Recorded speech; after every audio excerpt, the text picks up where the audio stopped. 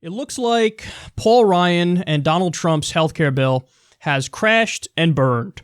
So Republicans tried to make a deal yesterday that ties in the various different factions of Republicans. You have the Tea Partiers and the establishment, and they met, and they failed. They weren't able to get any kind of deal accomplished. So Huffington Post explains here, with conservatives unable to find a deal and leadership unable to find the votes, House Republicans are reportedly pulling their health care bill from the floor and delaying a vote that had been scheduled for Thursday. No vote tonight, a GOP leader aide said. Conservatives have teetered between strongly opposing the GOP health care bill and looming support. The House Freedom Caucus has negotiated with the White House on potentially eliminating essential health benefits and some unknown provisions in Title I of the Affordable Care Act. The expansive section of the 2010 healthcare law Republicans are trying to repeal includes provisions requiring coverage for people with pre-existing conditions and allowing young adults to remain on a parent's plan until they're 26 years old. Oh, boy.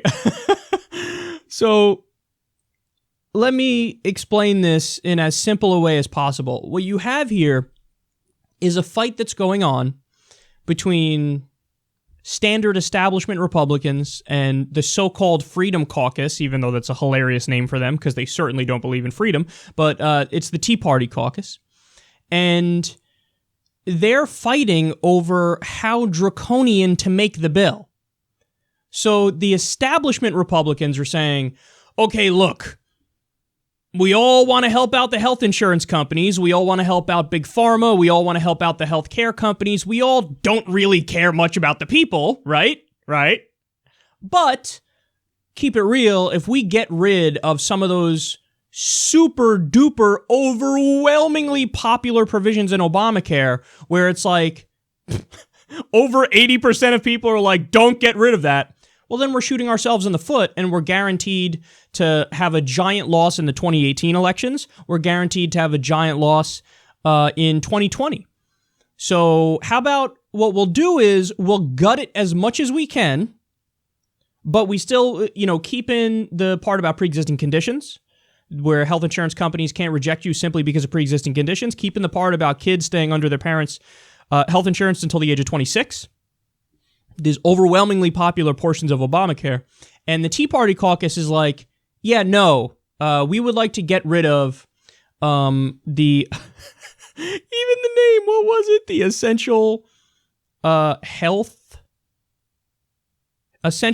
benefits portion. On name alone, it's like, really? You really want to touch that one?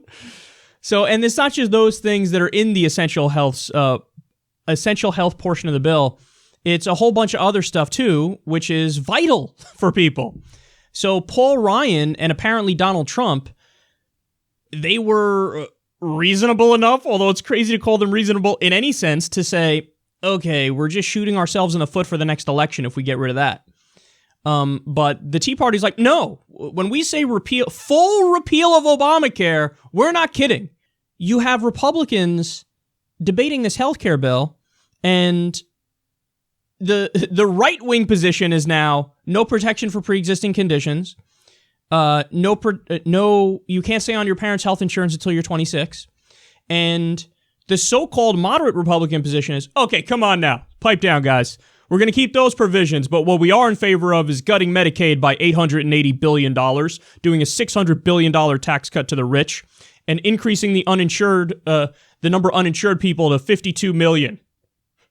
So the moderate Republican position, the left-wing position in Washington, among the Republicans is, yeah, just fuck people over a lot, but not like, don't put the cherry on top and also say, hey, pre-existing conditions, they can kick you off for that too. It's unbelievable, man. That's absolutely unbelievable.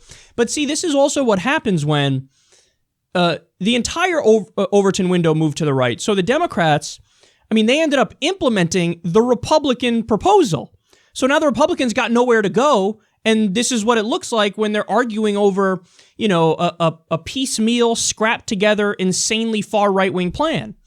Because the real Democratic plan, the real liberal progressive plan is obviously Medicare for all, single payer. Well, the Democrats didn't even push for that. So they went from that to, okay, public option. Obama fought for the public option for roughly 0.3 seconds. They said, I concede. Let me just do your idea. And then they ended up doing the individual mandate system, which is the heart of Obamacare, which is originally a right-wing plan. Similar to Richard Nixon's plan, Bob Dole's plan, Mitt Romney's plan that he actually implemented in Massachusetts. The Heritage Foundation wrote policy papers about it in the 90s saying this is our counter. This is our, our position as opposed to the Democratic position, which is single payer. So the whole spectrum has moved to the right, and you're looking at the results now. And I mean, look, in a way, you have to almost be thankful for the obstinance of the Tea Partiers, because if they weren't like that, then maybe Donald Trump's bill passes, and that would be worse.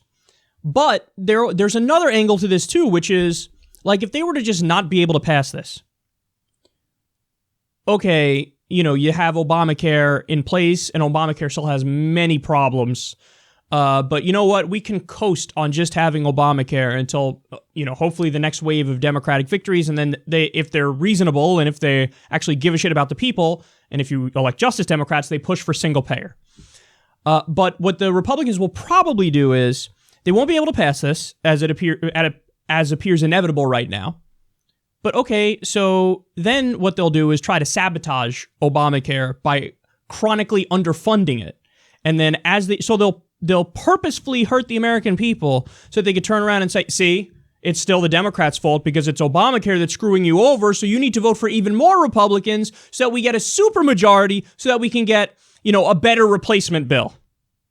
That's the plan that that's the approach that they might take.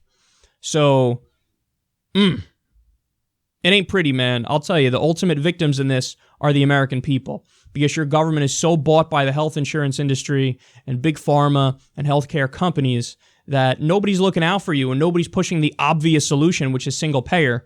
Instead, you have these crazy corporatists there who have also drunk the Rush Limbaugh ideological Kool-Aid in the Republican Party, and they're just trying to scrap together something that's a variety of right-wing talking points, and the results for the American people would be absolutely catastrophic if implemented.